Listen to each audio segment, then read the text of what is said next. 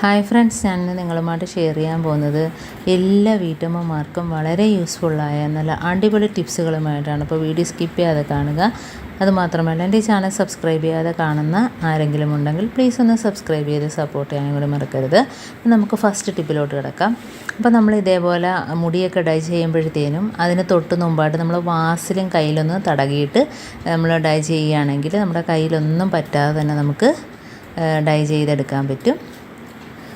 അതല്ലെങ്കിൽ നമ്മുടെ കയ്യിലൊക്കെ പറ്റും, പോവാനൊക്കെ പാടായിരിക്കും. ഇതാകുമ്പോഴത്തേനും നമ്മുടെ കയ്യിൽ ഒന്നും ആവാതെ തന്നെ നമുക്ക് ചെയ്തെടുക്കാം.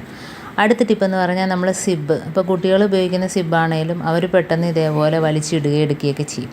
അപ്പം ഇടയ്ക്ക് ഇതേപോലെ കുരുങ്ങാറുണ്ട്.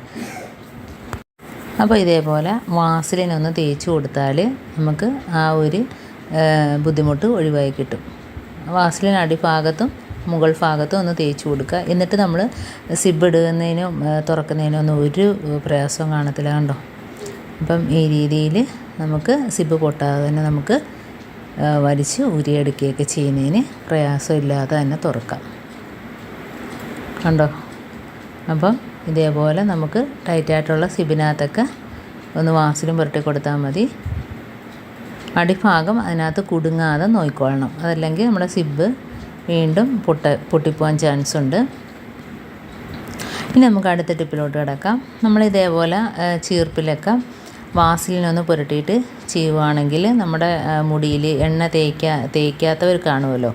അപ്പോൾ അങ്ങനെയുള്ളവർക്കാണെങ്കിലും മുടിയൊന്നും പൊട്ടാതെ തന്നെ നമുക്ക് നല്ല സോഫ്റ്റായിട്ട് തന്നെ ചെയ്യുവാൻ പറ്റും. അതേപോലെ പേൻ ചീപ്പാണേലും അതേപോലെ തന്നെ നമ്മൾ പേനൊക്കെ ചീവിയെടുക്കുമ്പോഴത്തേനും നമുക്ക് വേദനയില്ലാതെ തന്നെ മുടിയൊന്നും പൊട്ടാതെ നമുക്ക് വാസലിൻ തേക്കുകയാണെങ്കിൽ നല്ല രീതിയിൽ പേൻ ചീവിയെടുക്കാൻ പറ്റും.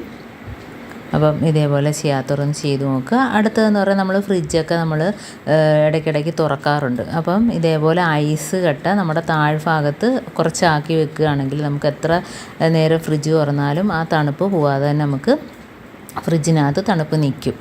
അടുത്ത ടിപ്പെന്ന് പറഞ്ഞാൽ നമ്മൾ ദോശ ഒക്കെ ചുടുമ്പോഴത്തേനും നമ്മുടെ നോൺ സ്റ്റിക്കൊക്കെ പോയ പാനുണ്ടല്ലോ, നോൺ സ്റ്റിക്ക് പാനൊക്കെ കോട്ടിങ്ങൊക്കെ പോയതാണെങ്കിൽ ഇതേപോലെ ഐസൊന്ന് അടുപ്പത്ത് വെച്ച് ദോശക്കല്ല് അടുപ്പത്ത് വെച്ചിട്ട് ഐസ് വെച്ചൊന്ന് തേച്ച് കൊടുക്കുക.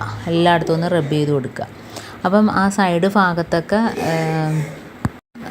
ഭാഗത്തൊക്കെ എത്ര കട്ടിയായിട്ട് പിടിച്ചിരുന്നാലും ഇതേപോലെ ഐസ് വെച്ചൊന്ന് തേച്ച് കൊടുത്താൽ മതി. ആ ചൂടോട് കൂടി തന്നെ നല്ലോണം ഒന്ന് തേച്ച് കൊടുക്കുക എല്ലായിടത്തും. അപ്പോൾ നല്ലൊരു പാന് നല്ലൊരു സോഫ്റ്റും ആയിരിക്കും. അതെല്ലാം കോട്ടിങ്ങിൽ പോയതാണെങ്കിൽ തന്നെ നമുക്ക് ദോശയൊക്കെ നല്ല രീതികളായി കിട്ടും. പിന്നെ ഒരു സവാള വെച്ചൊന്ന് തേച്ച് കൊടുക്കുക. സവാള തൊലി കളഞ്ഞ ശേഷം അതും ഒന്ന് വെച്ച് തേച്ച് കൊടുക്കുക. അതിന് ശേഷം ഇനി കണ്ടോ, നമുക്ക് കുറച്ച് ഉപ്പിട്ട് കൊടുക്കാം. അപ്പോൾ സവാളയെ ആ ഉപ്പും കൂടെ വെച്ചൊന്ന് ചെറുതായിട്ടൊന്ന് റബ്ബ് ചെയ്ത് കൊടുക്കുക.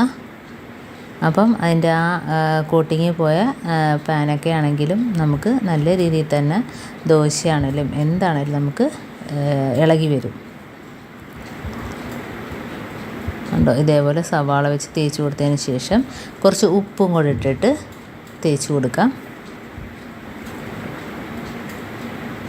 അപ്പോൾ ആ വെള്ളമൊക്കെ നല്ല ചൂടായി കിടക്കുകയാണ്, ഐസ് കട്ടയൊക്കെ ഉരുകിയിട്ട്. അപ്പോൾ നമ്മൾ ആദ്യം ഐസ് കട്ട വെച്ചൊന്ന് തേച്ച് കൊടുത്തു. അതിനുശേഷം നമുക്ക് സവാള വെച്ച് നമ്മൾ തേച്ച് കൊടുത്തിട്ടുണ്ട്. ഇനി നമുക്ക് കുറച്ച് ഉപ്പ്, അത് പരലുപ്പ്, ചെറിയ പരലുപ്പാണ് ഇട്ടിരിക്കുന്നത്, അതും കൂടെ ഇട്ട് കൊടുത്തിട്ട് സവാള വെച്ച് ഇതേപോലെ ഒന്ന് ആക്കി കൊടുക്കുക. അപ്പോൾ സൈഡിലാണ് കൂടുതലായിട്ട് ഇങ്ങനെ കട്ടി പിടിച്ചിട്ടിരിക്കുന്നത്. അതിൻ്റെ കോട്ടിങ്ങൊക്കെ പോയി ഒരുപാട് വർഷങ്ങൾ പഴക്കമുള്ള പാനൊക്കെ നമുക്ക് ഇതേപോലെ റെഡിയാക്കി എടുക്കാവുന്നതാണ്.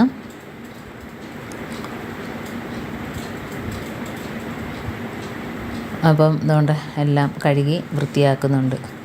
അപ്പം നല്ലൊരു ഗ്ലേസിങ് ആണ് പാനിനകത്ത്, കണ്ടോ. നല്ല സോഫ്റ്റായിട്ട് തന്നെ നമുക്ക് ദോശയും അതേപോലെ തന്നെ ഗോതമ്പ് ദോശയൊക്കെ ചുട്ടെടുക്കാൻ പറ്റും. അപ്പോൾ ഞാൻ കാണിച്ചു തരാം.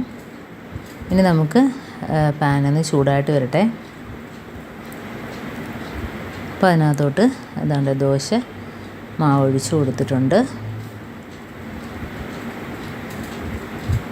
അപ്പോൾ കണ്ടാൽ നല്ല രീതിയിൽ ഇളകി വന്നിട്ടുണ്ട്. നല്ല സോഫ്റ്റായിട്ട് തന്നെ ദോശയൊക്കെ ചുട്ട് എടുക്കാൻ പറ്റുന്നുണ്ട് കണ്ടോ. അപ്പം ഇങ്ങനെ ചെയ്യാത്തവരൊക്കെ ഒന്ന് ചെയ്ത് നോക്കുക. അപ്പോൾ ഇത്രയേ ഉള്ളൂ എൻ്റെ ടിപ്പ്. നിങ്ങൾക്ക് ഇഷ്ടമാനിയായിരിക്കുന്നു. ഇതിലേതെങ്കിലും ഒന്ന് യൂസ്ഫുള്ളായിട്ട് തോന്നിയിട്ടുണ്ടെങ്കിൽ ഒന്ന് ലൈക്ക് ചെയ്യാനും കമൻറ്റ് ചെയ്യാനും സബ്സ്ക്രൈബ് ചെയ്യാനും മറക്കരുത്. അതേപോലെ തന്നെ ബെല്ലൈക്കൻ എനേബിൾ ചെയ്യാനും മറക്കരുത്. എന്നാൽ മാത്രമേ ഞാനിടുന്ന ഓരോ വീഡിയോസും നിങ്ങളുടെ മുമ്പിൽ നോട്ടിഫിക്കേഷനായി എത്തുകയുള്ളൂ. അപ്പം ഇനിയും നല്ല നല്ല ടിപ്സുകളുമായിട്ട് വീണ്ടും കാണാം. അതുവരേക്കും താങ്ക്സ് ഫോർ വാച്ചിങ്.